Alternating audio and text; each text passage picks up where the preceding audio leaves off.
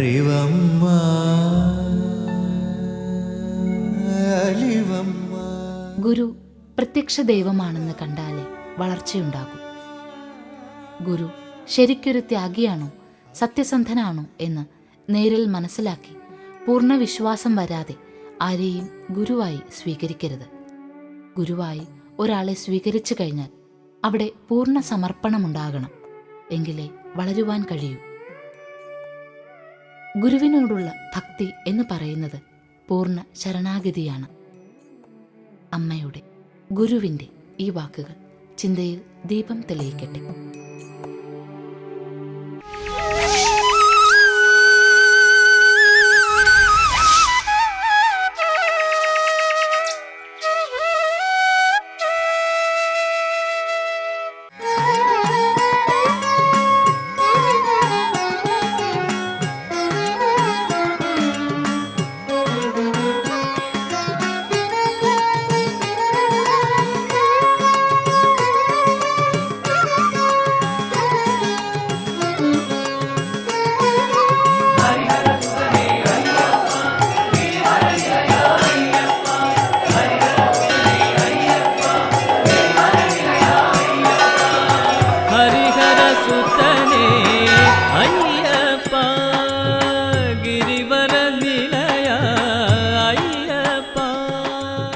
ശബരിമലയിലെ നിർമാല്യം എന്നത് ഒരു പ്രത്യേക കഥയല്ല, മറിച്ച് പുലർച്ചെ നടത്തുമ്പോൾ മാത്രം ദർശിക്കാവുന്ന ഏറ്റവും ദിവ്യമായ അഭിഷേക പൂജയാണ്. മുൻ ദിവസം ചാർത്തിയ അലങ്കാരങ്ങളും മാലകളും നീക്കി വിഗ്രഹത്തിൽ അഭിഷേകം നടത്തുന്ന ഈ നിമിഷം അയ്യപ്പന്റെ യഥാർത്ഥ രൂപം കാണാൻ സാധിക്കുമെന്നാണ് വിശ്വാസം. ഭഗവാനേ പമ്പാ നദിയിൻ തീരത്തൊരു നാൾ കളിയാടിയിടിന ഭഗവാനേ. ലക്ഷ്യം പൂർത്തിയാക്കിയ ശേഷം മണികണ്ഠൻ പന്തളം രാജാവിനോട് തനിക്കായി ഒരു ക്ഷേത്രം നിർമ്മിക്കാൻ ആവശ്യപ്പെടുകയും ഒടുവിൽ അദ്ദേഹം അമ്പെയ്ത സ്ഥലം ശബരിമലയായി മാറുകയും ചെയ്തു. ഭഗവാനേ ആശാപാശമകറ്റിയനീക്കൊരു സദ്ഗതി തരണേ ഭഗവാനേ. പ്രകൃതിക്ക് നടുവിൽ സ്ഥിതി ചെയ്യുന്ന ഈ ക്ഷേത്രത്തിലെ നിത്യജീവിതവും പൂജകളും തത്വമസി എന്ന തത്വത്തെ അടിസ്ഥാനമാക്കിയുള്ളതാണ്. ഭഗവാനേ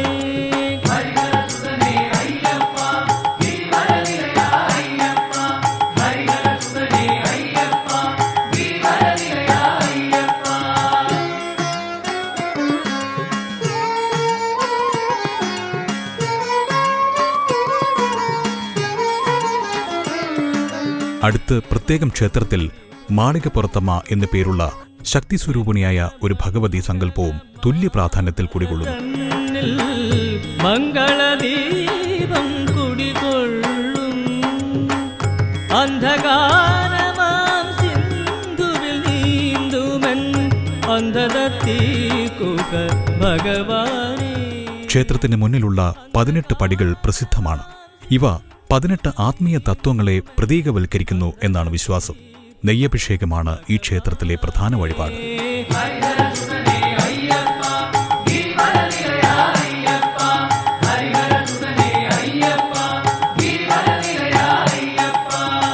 ജീവാത്മാവായ ഭക്തൻ പരമാത്മാവായ ഭഗവാന് സമർപ്പിക്കുന്ന വസ്തു എന്ന തലത്തിലും ഇരുമുടിക്കെട്ടിനെ വിശേഷിപ്പിക്കാറുണ്ട്. ശാസ്താവിൽ വിലയം പ്രാപിച്ച വീരയോദ്ധാവായി അയ്യപ്പനെ ചിത്രീകരിക്കുന്ന ഐതിഹ്യവും പ്രചാരത്തിലുണ്ട്.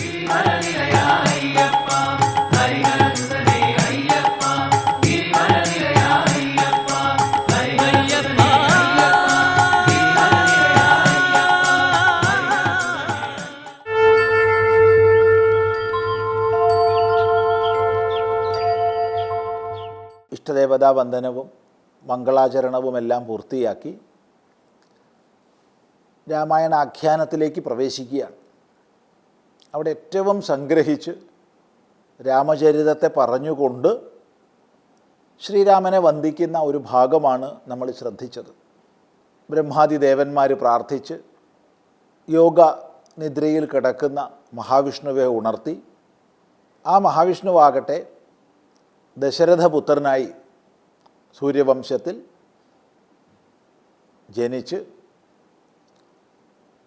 രാവണാദി രാക്ഷസന്മാരെ ഹിംസിച്ച് അനന്തരം അവതാര കർത്തവ്യങ്ങളെല്ലാം പൂർത്തിയാക്കി ആദ്യമാം ബ്രഹ്മതത്വത്തിലേക്ക് തിരികെ പോയ ആ സീതാപതിയുടെ ശ്രീപാദത്തെ നമിക്കുന്നു എന്നാണ്. അവിടെ വാസ്തവത്തിൽ സർവ വ്യവഹാരങ്ങൾക്കും അപ്പുറത്തുള്ള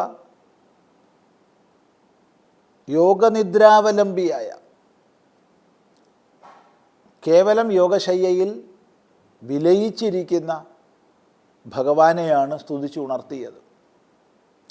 താൽപ്പര്യം സമാഹൃതമായിരിക്കുന്ന ഭാവത്തിൽ നിന്ന് ചൈതന്യത്തിൻ്റെ സ്ഫുരണം സംഭവിക്കുന്നു. ഈ ചൈതന്യ സ്ഫുരണമാണ് വാസ്തവത്തിൽ തന്ത്രവിഷയം. സൂക്ഷ്മമായതിൽ നിന്ന് സ്ഥൂലതയിലേക്കുള്ള ആവിഷ്കാരം. അങ്ങനെ ശ്രീരാമനായ ആവിഷ്കൃതമായി എന്തിന്? ധർമ്മ സംസ്ഥാപനത്തിന് വേണ്ടി, പ്രപഞ്ച വ്യവസ്ഥയെ വീണ്ടും സന്തുലിതമാക്കുന്നതിന് വേണ്ടി. അങ്ങനെ ധർമ്മ സംസ്ഥാപന ക്രിയകൾ ചെയ്ത് വീണ്ടും ആദ്യമാം ബ്രഹ്മതത്വം പ്രാപിച്ച, തൻ്റെ സ്വതവേയുള്ള ബ്രഹ്മതത്വത്തെ തന്നെ പ്രാപിച്ച. ഇവിടെ ചോദ്യം വരാം, ധർമ്മ സംസ്ഥാപനാർത്ഥം പല രൂപഭാവങ്ങളെ സ്വീകരിച്ച് പ്രവർത്തിക്കുമ്പോൾ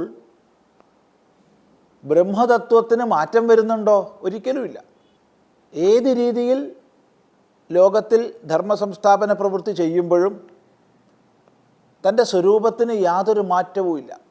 എന്നാൽ അവിടെ മറ്റ് പല ബാഹ്യഭാവങ്ങളും ചേർക്കപ്പെടുന്നുണ്ട്.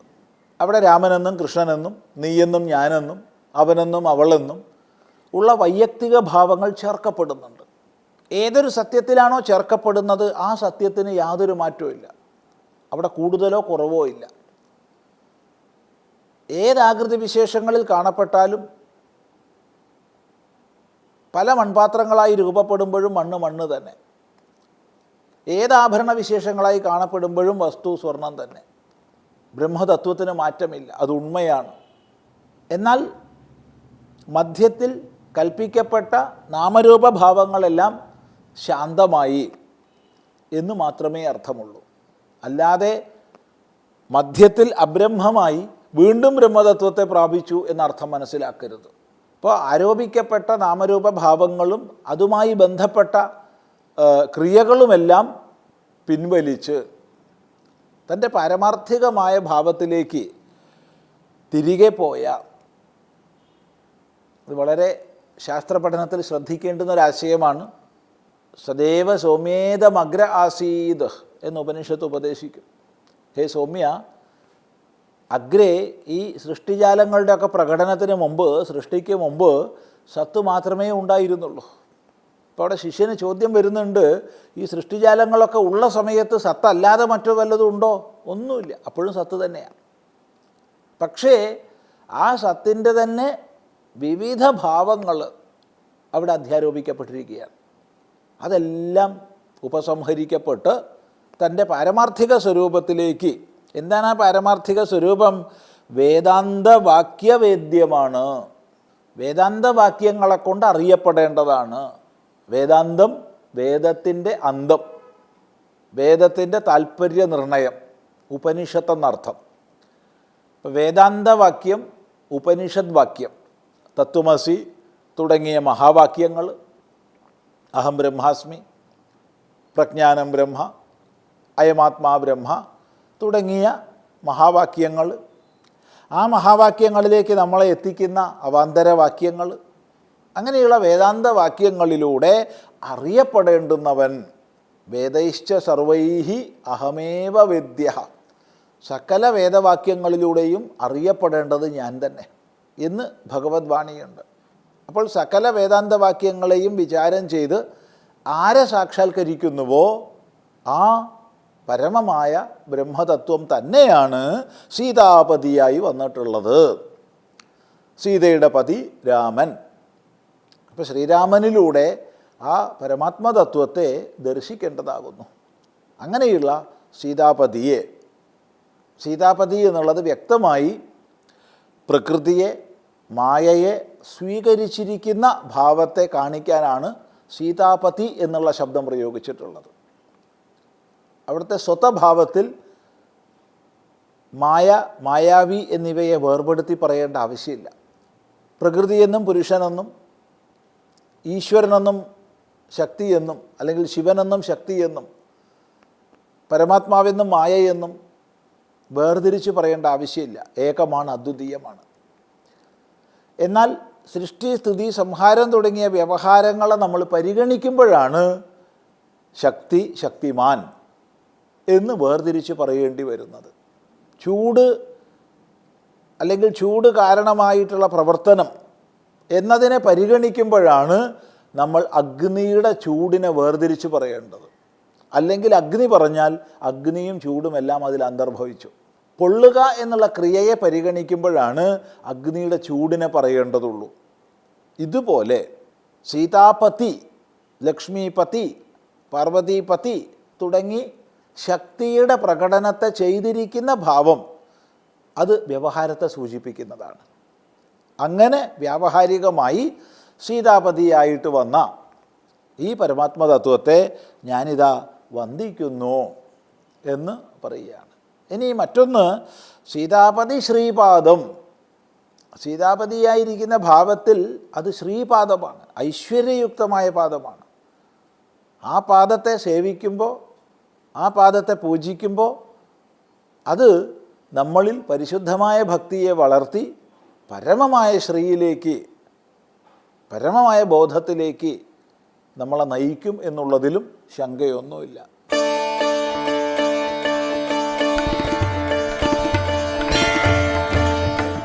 രാമായണം എന്നുള്ളത് യുദ്ധത്തിൻ്റെ കൂടി കഥയാണ്. നിരവധിയായിട്ടുള്ള യുദ്ധങ്ങൾ രാമായണത്തിൽ പല ഭാഗത്തും പ്രതിപാദിക്കുന്നുണ്ട്. രാമരാവണ യുദ്ധമാണല്ലോ അതിലേറ്റവും പ്രധാനപ്പെട്ടത്. ഈ രാമരാവണ യുദ്ധത്തിൽ രാമന്റെ സേനയ്ക്ക് ഏറ്റവും അധികം വിനാശം വരുത്തിയ ഒരു പോരാളിയെക്കുറിച്ച് രാമായണം പറയുന്നുണ്ട്. അത് മറ്റാരുമല്ല, ഇന്ദ്രജിത്ത് ആണ്. ഇന്ദ്രജിത്തിനെ കുറിച്ചുള്ള വിശേഷങ്ങൾ, ഇന്ദ്രജിത്തിനെ കൂടുതൽ അറിയാനുള്ള ഒരു ശ്രമമാണ് ഈ ഒരു അധ്യായത്തിൽ നമ്മൾ നടത്തുന്നത്. മണ്ഡോദരിയിൽ രാവണന് ജനിച്ച കുട്ടിയാണ് ഇന്ദ്രജിത്ത്. സാക്ഷാൽ മഹാദേവന്റെ അതിയായിട്ടുള്ള ഭക്തനായിരുന്ന രാവണൻ ശിവന്റെ അനുഗ്രഹത്തോടു കൂടി ഒരു പുത്രനെ വേണമെന്ന് ആവശ്യപ്പെടുകയും അങ്ങനെ ലഭിച്ച കുട്ടിയാണ് ഇന്ദ്രജിത്ത് എന്നും പറയാറുണ്ട്. മണ്ഡോദരി 10 മാസം ഗർഭം പൂർത്തിയാക്കിയ സമയത്ത് ഇന്ദ്രജിത്തിന്റെ ജനനം നടക്കാൻ പോകുന്നു എന്ന് മനസ്സിലാക്കിയ രാവണൻ തൻ്റെ അധീനതയിലുണ്ടായിരുന്ന നവഗ്രഹങ്ങളെ വിളിച്ച് ഏറ്റവും ഉചിതമായിട്ടുള്ള സ്ഥാനത്ത്, നവഗ്രഹങ്ങൾ മുഴുവനും ഇന്ദ്രജിത്തിന് സൗകര്യം ചെയ്യുന്ന സ്ഥാനത്ത് നിലകൊള്ളണം എന്ന് അഭ്യർത്ഥിച്ചു, അല്ലെങ്കിൽ ആജ്ഞാപിച്ചു. രാവണന്റെ അധീനതയിലായിരുന്നല്ലോ ലോകം മുഴുവൻ തന്നെ. നവഗ്രഹങ്ങളെല്ലാം തന്നെ ഇന്ദ്രജിത്തിന് അനുകൂലമായി നിലകൊണ്ടപ്പോൾ ശനി ഭഗവാൻ മാത്രം അതിൽ നിന്ന് ഒരു സ്ഥാനം മാറി നിന്നു എന്നാണ് കഥ. അതുകൊണ്ടാണത്രേ വളരെ എളുപ്പത്തിൽ ലക്ഷ്മണസ്വാമിക്ക് ഇന്ദ്രജിത്തിനെ വധിക്കാൻ സാധിച്ചത്. ഇതിൽ കുപിതനായിട്ടുള്ള രാവണൻ ഇന്ദ്രജിത്തിന്റെ ജനന സമയത്ത് ശനി ഈ ഒരു പ്രകടനം നടത്തിയതിൽ ദേഷ്യപ്പെട്ടുകൊണ്ട് ശനിയെ തടവിലാക്കി എന്നൊരു കഥ പറയാറുണ്ട്. രാമരാവണ യുദ്ധത്തിന് ശേഷം രാവണന്റെ തടവറയിൽ സന്ദർശിക്കുന്ന ഹനുമാനാണത്രേ പിന്നീട് ശനിയെ മോചിപ്പിക്കുന്നത്. ഇവിടെ വെച്ച് ശനി ഹനുമാൻ സ്വാമിക്ക് ഒരു വാഗ്ദാനം നൽകുന്നു. എന്നെ ഈ തടവറയിൽ നിന്ന് മോചിപ്പിച്ച അങ്ങയെ, അല്ലെങ്കിൽ അങ്ങയുടെ ഭക്തരെ ഞാൻ ഒരു കാലത്തും ബാധിക്കില്ല എന്നൊരു വാഗ്ദാനം നൽകി എന്നാണ്. അതുകൊണ്ട് ഇന്നും ഹനുമാൻ സ്വാമിയുടെ ഭക്തർക്ക് ശനിദോഷം ഉണ്ടാവില്ല എന്നൊരു ശക്തമായ വിശ്വാസം നിലവിലുണ്ട്. നമുക്ക് മേഘനാഥനിലേക്ക് തിരിച്ചു വരാം. ആ അത്യധികം ശുഭകരമായിട്ടുള്ള മുഹൂർത്തത്തിൽ മേഘനാഥൻ എന്ന പേരോടുകൂടി മേഘത്തിനെ തോൽപ്പിക്കുന്ന തരത്തിൽ, ഇടിമിന്നൽ തോൽക്കുന്ന തരത്തിലുള്ള ഗർജനം കൊണ്ടാണത്രേ ആ കുട്ടി ജനിച്ചത്. അവന് മേഘനാഥൻ എന്ന് രാവണൻ പേരിട്ടു. അച്ഛന് വേണ്ടി ദേവലോകം ആക്രമിച്ചു മേഘനാഥൻ. ഇന്ദ്രനെ തടവിലിട്ടു, ഇന്ദ്രനെ ബന്ധിച്ചു. ഇന്ദ്രനെ വധിക്കാൻ പുറപ്പെട്ട അവനെ തടഞ്ഞുകൊണ്ട് അവിടെ സാക്ഷാൽ ബ്രഹ്മാവ് പ്രത്യക്ഷനാവുന്നു. ഇന്ദ്രനെ വധിക്കരുതെന്നും അങ്ങയുടെ ആഗ്രഹങ്ങൾ ഞാൻ സാധിപ്പിച്ചു തരാമെന്നും ബ്രഹ്മാവ് മേഘനാഥനോട് വാഗ്ദാനം നൽകുന്നു. ബ്രഹ്മാവിന്റെ വാക്ക് കേട്ട മേഘനാഥൻ ചോദിക്കുന്ന ആദ്യത്തെ വരം എനിക്ക് അമരത്വം വേണം എന്നുള്ളതാണ്. അമരത്വം പ്രകൃതിക്ക് നിരക്കാത്തതാണെന്നും ജനിച്ചാൽ മരിക്കണമെന്നുള്ള തത്വചിന്ത പറഞ്ഞുകൊണ്ടാണ് ബ്രഹ്മാവ് ഇന്ദ്രജിത്തിനെ നേരിടുന്നത്. അങ്ങനെ ഇനി ചോദിക്കുന്ന വരം ഞാൻ ഉറപ്പായും നൽകിക്കൊള്ളാം എന്നുള്ള ഒരു നിബന്ധനയിൽ മേഘനാഥൻ ചോദിക്കുന്ന വരമാണ് എൻ്റെ ഉപാസനാമൂർത്തിയായിട്ടുള്ള പ്രത്യങ്കിരാദേവിയെ നികുംബില എന്ന സ്ഥലത്ത് വെച്ച് ഞാൻ നടത്തുന്ന ഹോമത്തിൽ പ്രസാദിപ്പിച്ചാൽ എന്നെ ആർക്കും ജയിക്കാൻ സാധിക്കരുത് എന്നുള്ള വരദാനം. ആ വരത്തിന്റെ ബലം കൊണ്ടാണ് നിരവധിയായിട്ടുള്ള സൈനികരെ ഹനുമാൻ സ്വാമിയെ ഉൾപ്പെടെ ബന്ധിക്കാൻ ഒരു തവണ ഇന്ദ്രജിത്തിന് സാധിക്കുന്നത്. അതോടുകൂടി ഇന്ദ്രനെ ജയിച്ചത് കൊണ്ട് ഇന്ദ്രജിത്ത് എന്ന പേര് കൂടി മേഘനാഥന് കൈവന്നു എന്ന് രാമായണം പറയുന്നു. രാമായണത്തിലെ ഏറ്റവും പ്രസിദ്ധമായിട്ടുള്ള ഒന്നാണ് ഇന്ദ്രജിത്തുമായിട്ടുള്ള യുദ്ധം. ഭഗവാൻ ലക്ഷ്മണസ്വാമിയെ നാഗപാശം കൊണ്ട് നാഗാസ്ത്രം കൊണ്ടും ഒരേ സമയം ക്ലേശിപ്പിച്ച ആളാണ് സാക്ഷാൽ ഇന്ദ്രജിത്ത്. ഇന്ദ്രജിത്തിന്റെ അസ്ത്രമേറ്റ് ബോധരഹിതനായി കിടക്കുന്ന ലക്ഷ്മണസ്വാമിയെ സഹായിക്കാനാണ് ജാംബവാന്റെ നിർദ്ദേശപ്രകാരം ഹനുമാൻ മൃതസഞ്ജീവിനി കൊണ്ടുവരുന്നത്. അങ്ങനെ സദാസമയവും തൻ്റെ പോരാട്ട വീര്യം അത്ര കണ്ട് കാണിച്ചിട്ടുള്ള തൻ്റെ അച്ഛൻ്റെ ആഗ്രഹത്തിന്, അത് ധർമ്മമോ അധർമ്മമോ ആയിക്കൊള്ളട്ടെ, അതിനോടൊപ്പമേ ഞാൻ നിൽക്കൂ എന്ന് സദാകാലത്തും പ്രതിജ്ഞ ചെയ്ത രാമായണത്തിലെ കഥാപാത്രങ്ങളിൽ ഒരാളാണ് ഇന്ദ്രജിത്ത്. നിരവധിയായിട്ടുള്ള മക്കൾ രാവണന് വേറെയുമുണ്ട്. പക്ഷേ ഇന്ദ്രജിത്തിനോളം കേൾവി കേട്ട ഒരാൾ ഇല്ല എന്ന് തന്നെ പറയേണ്ടി വരും.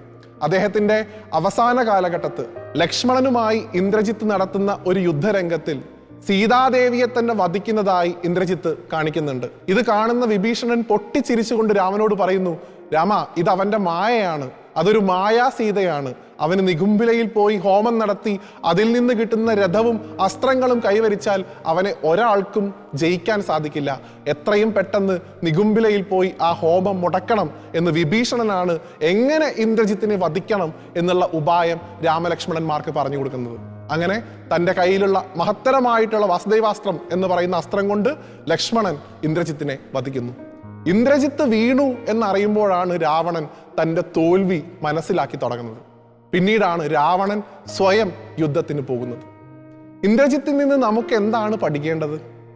അച്ഛൻ അധർമ്മിയാണെങ്കിൽ, ഏറ്റവും അടുത്ത് നിൽക്കുന്ന ആൾ അധർമ്മിയാണെങ്കിൽ, അയാളെ അധർമ്മത്തിൽ നിന്ന് ധർമ്മത്തിലേക്ക് കൂട്ടിക്കൊണ്ടുവരിക എന്നുള്ളതാണ് ധർമ്മബോധമുള്ള ഒരു മകൻ ചെയ്യേണ്ടത്. ഇന്ദ്രജിത്തിന്റെ അമ്മയായിട്ടുള്ള മണ്ഡോദരി എന്താണ് ചെയ്തത്?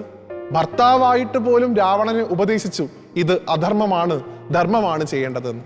എന്നാൽ ആ അമ്മയുടെ മകനായി പിറന്നിട്ട് പോലും ഇന്ദ്രജിത്തിന് തൻ്റെ അച്ഛനെ തിരുത്താൻ സാധിച്ചില്ല എന്ന് മാത്രമല്ല, അദ്ദേഹം ചെയ്യുന്ന എല്ലാ തരത്തിലുള്ള അധർമ്മത്തിനും ഇന്ദ്രജിത്ത് കൂട്ടുനിൽക്കുകയും ചെയ്തു. അതുകൊണ്ട് ഏതൊരാൾക്കും അനുചിതമായിട്ടുള്ള പ്രവൃത്തി എന്ന് പറയുന്നത് ധർമ്മത്തോടൊപ്പം നിൽക്കുക, ഒന്ന്. രണ്ട്, മറ്റുള്ള അധർമ്മം ചെയ്യുന്ന ആളുകളെ ധർമ്മത്തിന്റെ പാതയിലേക്ക് കൊണ്ടുവരിക എന്നുള്ളതാണ്.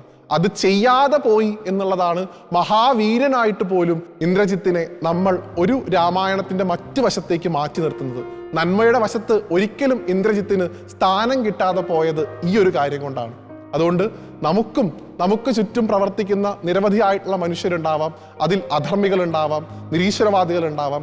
അവരെയൊക്കെ തന്നെ ഈ ധർമ്മത്തിന്റെ, ഈ മഹത്തായിട്ടുള്ള സനാതന ധർമ്മത്തിന്റെ പാതയിലേക്ക് എപ്പോൾ നമുക്ക് കൊണ്ടുവരാൻ സാധിക്കുന്നോ അപ്പോൾ അവരിലൊരു ഇന്ദ്രജിത്ത് ഉണ്ടെങ്കിൽ പോലും, ഏറ്റവും മഹത്തരമായിട്ടുള്ള കഴിവുകൾ ഉണ്ടെങ്കിലും അത് അധർമ്മത്തിന് വേണ്ടി ചെലവഴിക്കാതെ ധർമ്മപക്ഷത്തേക്ക് വരിക എന്നുള്ളതാണ് ധർമ്മബോധമുള്ള മനുഷ്യർ ചെയ്യേണ്ടത് എന്ന് ഇന്ദ്രജിത്തിന്റെ കഥ നമ്മെ ഓർമ്മിപ്പിക്കുന്നു.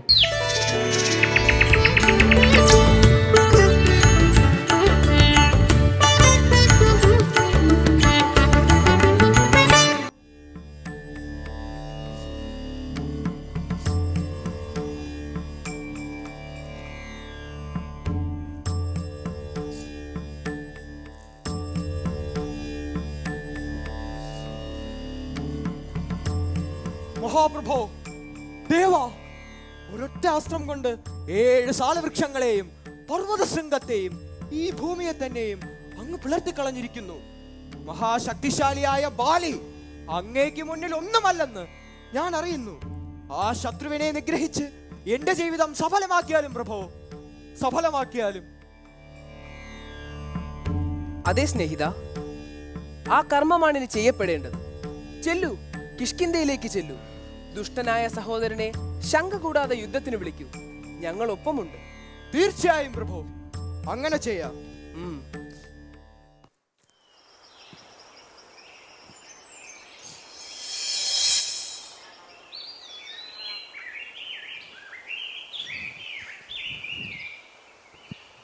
പ്രഭോ, ആ കാണുന്നതാണ് കിഷ്കിന്ധ നഗരം, വാനരന്മാരുടെ രാജധാനി. നമുക്ക് അങ്ങോട്ട് പോകാം. ഇല്ല സ്നേഹിത, 14 വർഷത്തെ വനവാസത്തിനിടയിൽ ഒരു നഗരത്തിലും പ്രവേശിക്കില്ല എന്നാണ് എൻ്റെ നിശ്ചയം. താങ്കൾ ചെല്ലൂ, ചെന്ന് ദുഷ്ടനായ ബാലിയെ യുദ്ധത്തിന് വിളിക്കൂ. ഞങ്ങൾ ഇവിടെ മറഞ്ഞു നിൽക്കാം. അങ്ങനെ ആകട്ടെ മഹാത്മൻ.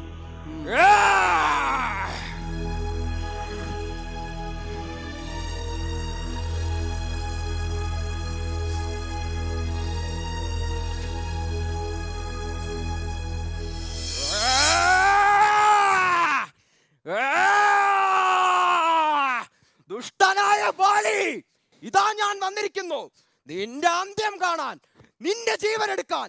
ധൈര്യമുണ്ടെങ്കിൽ പുറത്തു വന്ന് എന്നോട് യുദ്ധം ചെയ്യ. ബാലി, പുറത്തു വാ.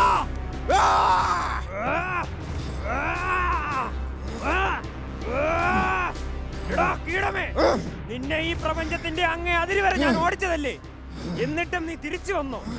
മരണം ഇരന്നു വാങ്ങാൻ മോഹമുള്ളവരെ ഈ ബാലിയോട് യുദ്ധത്തിന് വരൂ. നിന്റെ സമയം എത്തിക്കാണും. മരണം ഞാൻ ഇരന്നു വാങ്ങുന്നു, അത് നിന്നെ തുറന്നെടുക്കുന്നു എന്ന് നമുക്ക് നോക്കാം.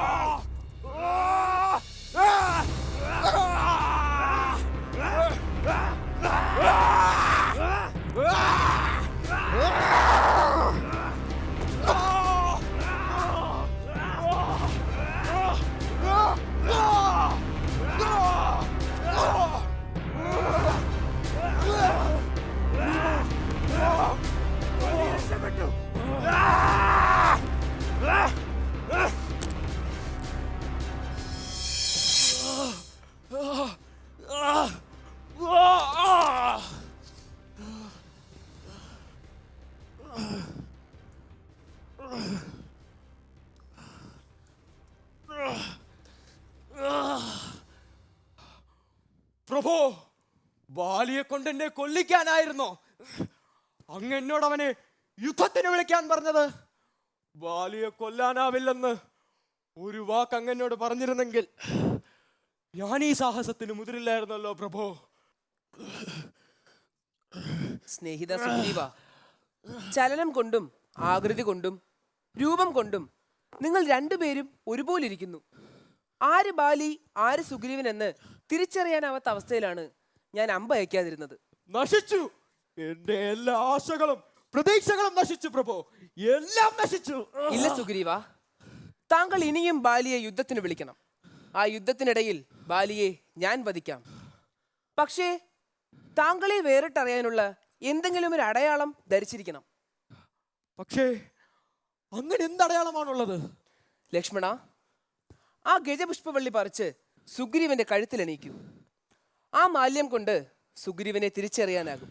മാത്രമല്ല, അതൊരു ശുഭലക്ഷണവുമാണ്.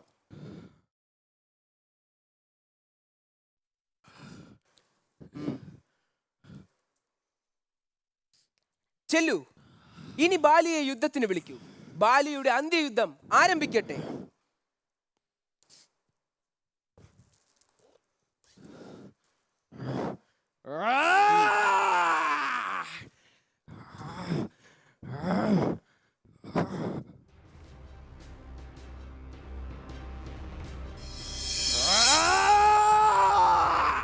ബാലി, ഞാൻ വീണ്ടും വന്നു.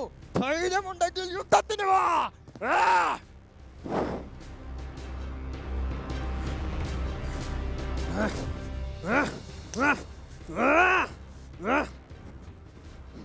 പ്രഭു, യുദ്ധത്തിന് ഇറങ്ങരുതേ. പരാജയപ്പെട്ടു പോയിട്ട് ഒട്ടും വൈകാതെ വീണ്ടും യുദ്ധത്തിന് വരണമെങ്കിൽ തീർച്ചയായും സുഗ്രീവന് പിന്നിൽ ആരെങ്കിലും സഹായത്തിനുണ്ടാവും. അംഗദനും അത് പറഞ്ഞു. യുദ്ധം ചെയ്തു വധിക്കാൻ ശ്രമിക്കാതെ ഇനിയെങ്കിലും സുഗ്രീവനെ സ്വന്തം അനുജനായി സ്വീകരിക്കൂ പ്രഭു. സുഗ്രീവനെ സഹായിക്കാൻ ആര് വേണമോ ഉണ്ടായിക്കോട്ടെ. അത് ഭയന്ന് യുദ്ധത്തിന് വന്ന് വെല്ലുവിളിക്കുന്നവന് മുമ്പിൽ ഇറങ്ങാതെ അന്തപുരത്തിൽ ഒളിച്ചിരിക്കാനാകുമോ? നീ പറയാനുള്ളത് പറഞ്ഞു. നന്ന്. ഇനി ഞാൻ ചെയ്യേണ്ടത് ചെയ്യും. ഒന്നുറപ്പിച്ചോളൂ, സുഗ്രീവനെ വധിക്കാൻ ഞാൻ ഇച്ഛിക്കുന്നില്ല. ഭയപ്പെടുത്തി ഓടിക്കും. പൊക്കോളൂ.